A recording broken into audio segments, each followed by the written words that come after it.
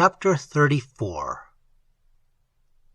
Early in the afternoon they left the bigger trees behind and passed into that more open country where the shoulders of the mountains were strewn with rhododendrons. These formed no continuous forest, but stood about in groups some 25 feet high, their rounded masses lighted on the surface with fires of mauve and pink and purple.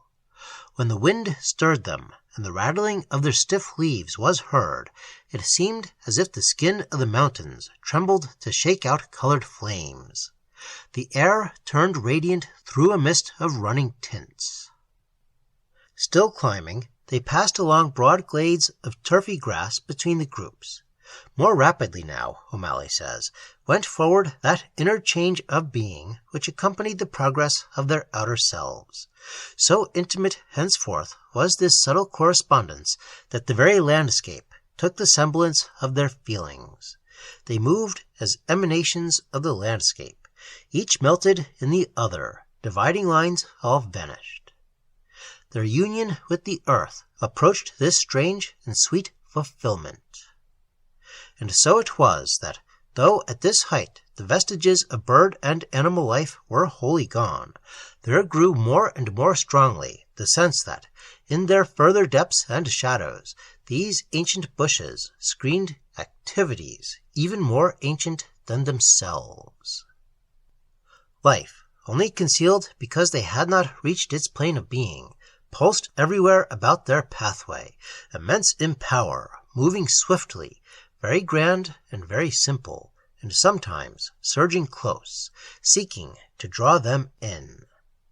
More than once, as they moved through glade and clearing, the Irishman knew thrills of an intoxicating happiness, as this abundant, driving life brushed past him.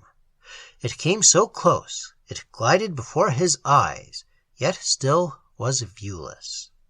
It strode behind him and before, peered down through space upon him, lapped about him with the stir of mighty currents. The deep suction of its invitation caught his soul, urging the change within himself more quickly forward. Huge and delightful, he describes it, awful, yet bringing no alarm. He was always on the point of seeing. Surely the next turning would reveal. Beyond the next dense tangled group would come disclosure.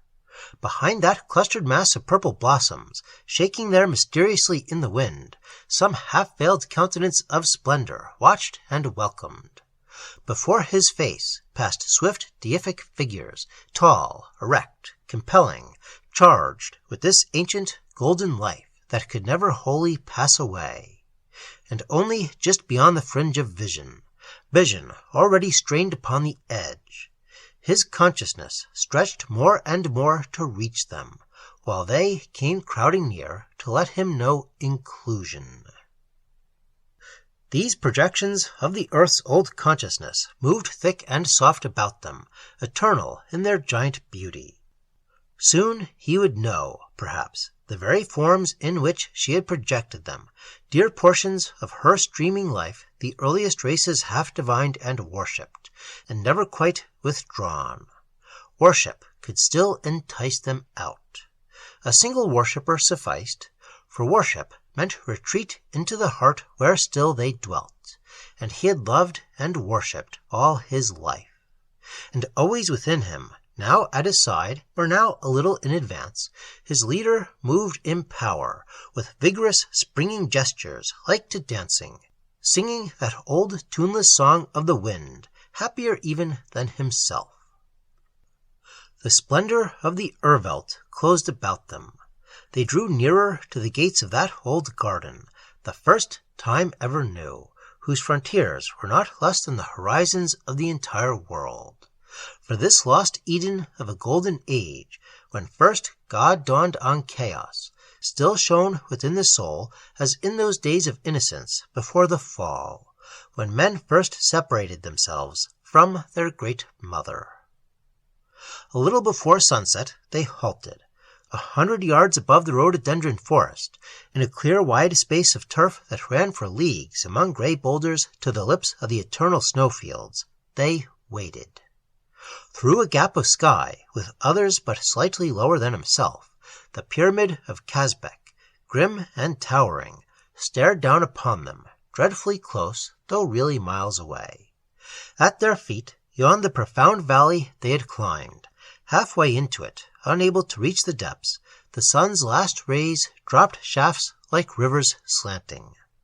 Already in soft troops, the shadows crept downwards from the eastern-facing summits overhead.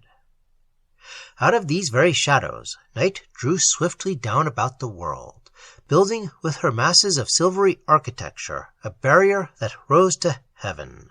These two lay down beside it. Beyond it spread that shining garden, only the shadow barrier between.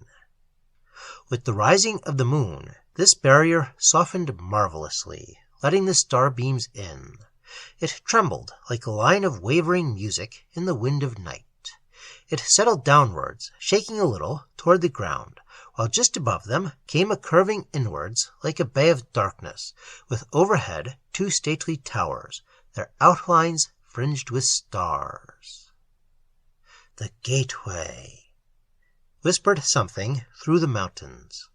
It may have been the leader's voice. It may have been the Irishman's own leaping thought. It may have been merely a murmur from the rhododendron leaves below. It came sifting gently through the shadows. O'Malley knew. He followed his leader higher, just beneath this semblance of an old-world portal, which time could neither fashion nor destroy. They lay upon the earth and waited. Beside them shone the world, dressed by the moon in silver. The wind stood still to watch.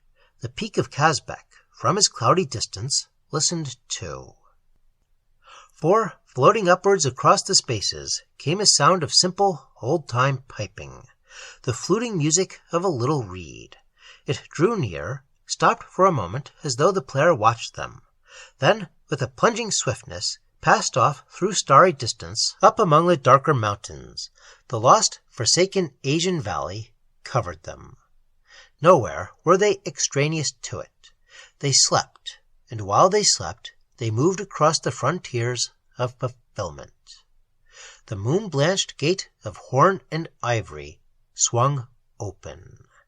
The consciousness of the earth possessed them. They passed within.